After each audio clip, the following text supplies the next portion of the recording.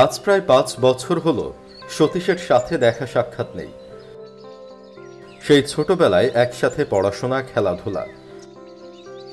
এরপরে সময়ের ব্যবধানে আজ এক একজন এক এক জায়গায়। তবে ভাগ্যক্রমে আমার বাল্যবন্ধু শাওন আর আমার চাকরির ক্ষেত্রটা একই জায়গায়। তাই একদিন ওকে নিয়ে বেরিয়ে পড়লাম আমাদের সেই বন্ধু সতীশের বাড়িতে। ওদের গ্রামের নাম ঝিলডাঙ্গা।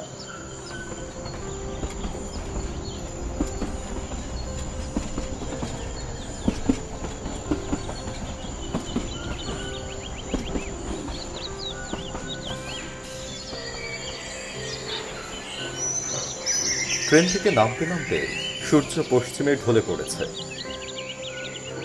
এ কি রে, সূর্য যে পশ্চিমে চলে গেছে, এখনো তো অনেক পথ, রাত হয়ে যাবে মনে হচ্ছে।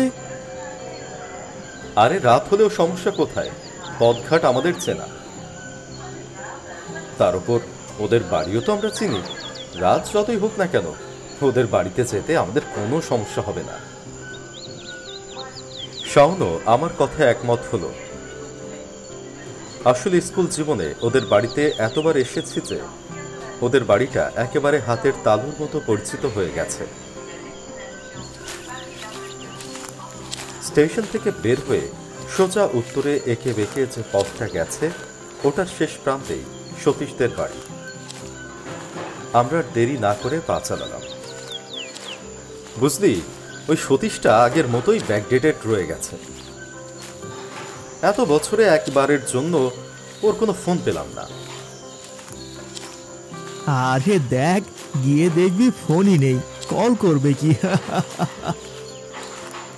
হ্যাঁ, তা যা বলেছিস। না হলে আমি অনেকবার ওকে ফেসবুকেও খোঁজার চেষ্টা করেছি, কিন্তু পাইনি। এবার গিয়ে কড়া করে ২-৪ কথা শুনিয়ে আসবো। দরকার হলে জোর জবরদস্তি করে হলেও ফোন কিনে দেব, কি বলিস? হ্যাঁ হ্যাঁ, এবার বাছাধনকে আচ্ছা করে টাইট দিয়ে তারপরে ছাড়বো।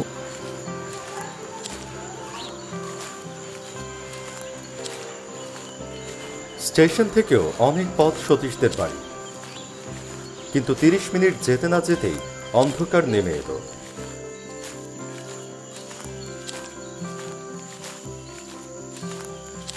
শীতের বেলা, এজন্য দিনের ভাগ কম, তাড়াতাড়ি সূর্য অস্ত যায়। আমার ব্যাগ থেকে একটা টর্চ বের করে নিলাম। অনেকদিন পর গ্রামের পথ দিয়ে হাঁটতে বেশ ভালোই লাগছিল। আমি বলি কি, আমাদেরকে চিনতে পারবে তো? দেখা গেল ওই হাদাটার আমাদের কথা মনেই নেই তখন। আরে কি বলিস, এমন হবে না কখনো। ও আমাদের কত ভালো বন্ধু। হয়তো এত বছর কোনো যোগাযোগ নেই, কিন্তু তাই বলে ভুলে যাবে এ হতে পারে না। আমরা যখন ওদের বাড়িতে পৌঁছালাম তখন একেবারে ঘুটঘুটে অন্ধকার রাত। বাড়ির সবকিছু দেখলাম পরিবর্তন হয়ে গেছে। আগে যেখানে মস্ত বড় উঠান ছিল, এখন সেখানে বন জঙ্গল আর ঝোপঝাড়ে ভরে আছে। এ বাড়িতে কোনো মানুষ থাকতে পারে বলে সন্দেহ হয় আমার। শাওন তো বলেই ফেলল, এ কি রে, এটাই কি আমাদের সতীশের বাড়ি? এ কি অবস্থা হয়েছে! ওরা এ বাড়িতে থাকে তো, নাকি আমরা ভুল করে অন্যদের বাড়িতে চলে এলাম?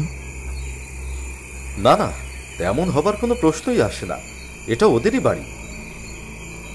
কিন্তু একটা জিনিস বুঝতে পারছি না, বাড়ির অবস্থা এত খারাপ কেন? যাক সে কথা, আগে গিয়ে দরজায় নক করে দেখি কে বের হয়, তারপরে না হয় বাকি কথা হবে।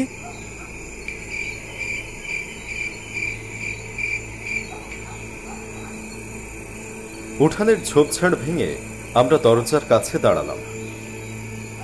দরজার পাল্লাটা খসে পড়েছে প্রায়, জায়গায় জায়গায় ফাটল ধরেছে। শাওন দরজায় নক করল, ১ বার ২ বার ৩ বার, কিন্তু কোনো সাড়া শব্দ নেই। ভিতর থেকে না কেউ দরজা খুলে দিল আর না কেউ কিছু বলল। কি হলো, বাড়িতে কেউ নেই নাকি? বুঝতে পারছি না কি হলো। এতবার নক করলাম, অথচ কোনো সাড়া শব্দ নেই।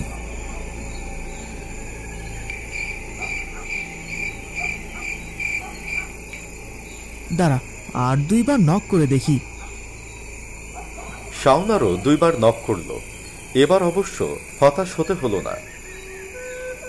ভিতর থেকে সশব্দে দরজাটা খুলে দিল কেউ। টর্চটা মারতেই দেখি আমাদের সামনে দাঁড়ানো সতীশ। আমরা তো এত বছর পর ওকে পাওয়ায় উত্তেজনায় জড়িয়ে ধরলাম। আয়, ভিতরে আয় তোরা। আমরা দুজনে ওকে অনুসরণ করে ভিতরে ঢুকে গেলাম। একটা বিষয় দেখে বড় অবাক হলাম। ঘরের ভিতরে কোনো আলো নেই, অথচ এই নিশ্ছিদ্র অন্ধকারে স্বাভাবিকভাবে হেঁটে যাচ্ছে সতীশ। আর ওকে অনুসরণ করতে গিয়ে টর্চের আলো ফেলতে হচ্ছে আমাদের। একটা রুম দেখিয়ে সতীশ আমাদের বলল, তোরা এখানে থাক, আমি আসছি।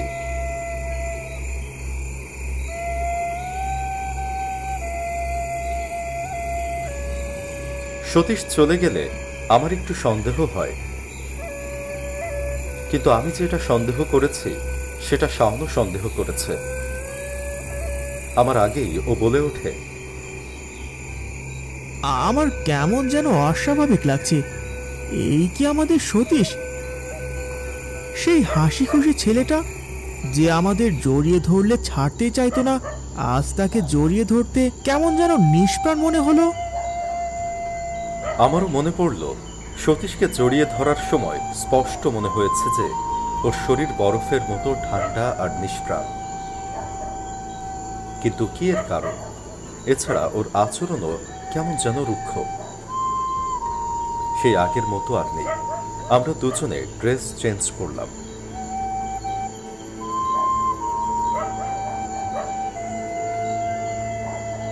সতীশ তো এখনো আসছে না। চল বাইরে দরজার কাছে গিয়ে বসি। হ্যাঁ চল। যদিও শীতকাল, কিন্তু এই বাড়ির ভিতরে কেমন যেন একটা গুমোট বাঁধা ভ্যাপসা গরম। এর কারণ ধরতে পারলাম না আমরা।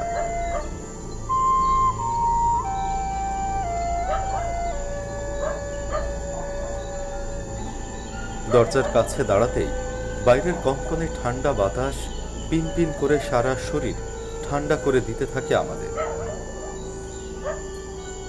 দূরে একটানা ঝিঝি ডেকে যাচ্ছে, মাঝে মাঝে দুই একটা অজানা পাখি ডাক দিয়ে আবার নিশ্চুপ হয়ে যাচ্ছে।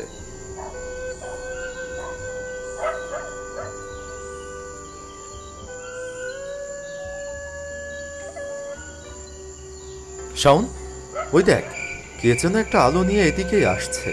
সতীশ নাকি? বোঝা যাচ্ছে নাকি?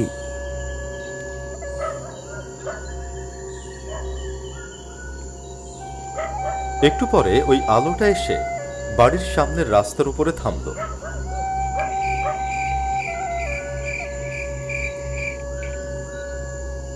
এরপরে আমাদের কথা শুনে এগিয়ে আসলো আমাদের দিকে। আমরা দেখলাম এক বৃদ্ধ লোক হাতে টর্চ নিয়ে দাঁড়িয়ে আছে। কারা তোমরা? কি করছো এ বাড়িতে? আমরা সতীশের বন্ধু, শহর থেকে এসেছি ওর সাথে দেখা করতে। সতীশ? সতীশের সাথে দেখা করতে এসেছো তোমরা? চলে যাও, এই বাড়ি থেকে এখনই চলে যাও বলছি। সতীশ এ বাড়িতে নেই। সে কি কথা? সতীশ দরজা খুলে আমাদের ঘরে নিয়ে গেল, আমাদেরকে বসতে বলল, আর আপনি বলছেন সতীশ এ বাড়িতে নেই? বিপদ হবে, মহা অনিষ্ট হবে। পালাও, পালাও এখান থেকে। এই চল তো, ঘরে চল। এই আবল তাবল শোনার কোনো ইচ্ছে নেই আমার। আয়।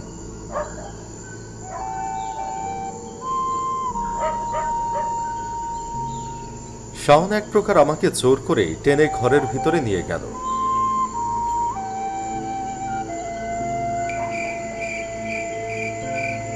এত সময় হয়ে গেল, কিন্তু সতীশের কোনো দেখা নেই।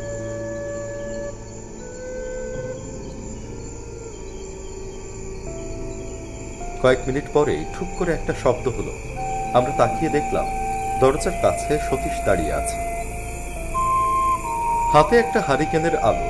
সেই লাল আলোতে ওর মুখটা বড় ভয়ঙ্কর দেখাচ্ছিল।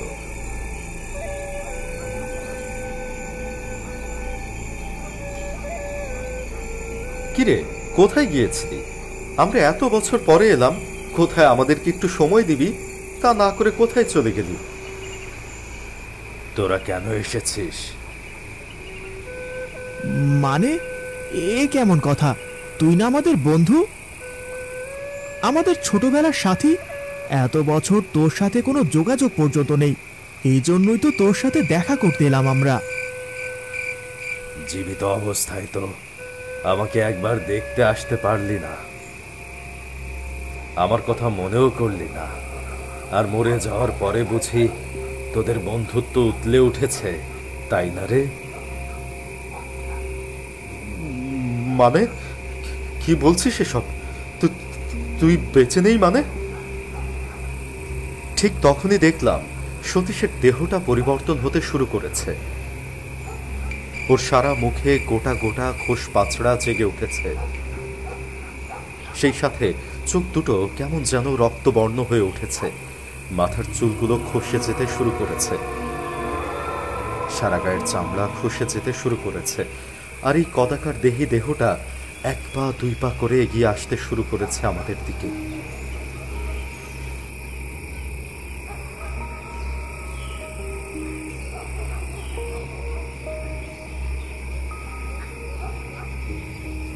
আমাকে এখন দেখতে এসেছিস তাই না? আমি মরে যাবার পরে আয় তাহলে তোদেরকেও মারি, তারপরে আমরা একসাথে অনেক মজা করব।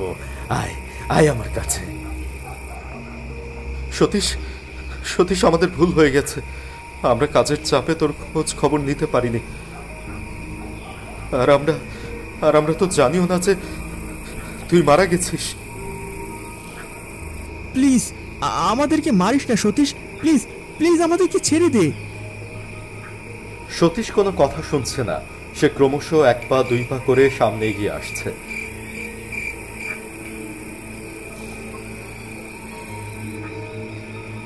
প্রচন্ড প্রতিহিংসায় ওর মুখটা বিকৃত হয়ে যায়।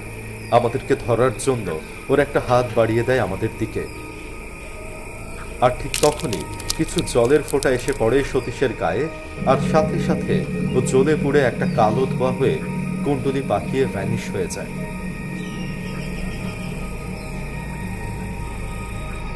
আর আমরা তাকিয়ে দেখি একটা ঘটি হাতে দাঁড়িয়ে আছে সেই সময় দেখা হওয়া সেই বৃদ্ধ লোকটা।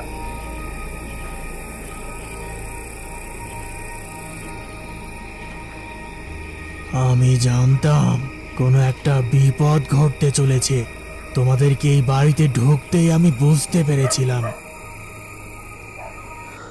কিন্তু কিন্তু সতীশ মারা গিয়েছে কিভাবে? সে এক করুণ কাহিনী। এক বসন্ত রোগ ওদের পরিবারকে পুরো শেষ করে দিয়েছে। শুনেছি ওর সবচাইতে কষ্টকর মৃত্যু হয়েছে। সাহায্যের জন্য অনেক কাকুতি মিনতি করেছে, কিন্তু কেউ ওকে সাহায্য করার জন্য বা দেখার জন্য আসেনি। বেচারা এই বাড়িতে বসেই ধুকে ধুকে মারা যায়। কষ্টে আমাদের দুজনের বুকই ভারী হয়ে যায়। আমাদের বন্ধু সতীশ, কি করুণ পরিণতি হয়ে গেল তার, অথচ এর বিন্দু বিসর্গ আমরা জানতে পারলাম না। মানুষ মানুষকেই চায়, যদি বিপদের সময় না পায় তাহলে বোধহয় এমনই পরিণতি হয়।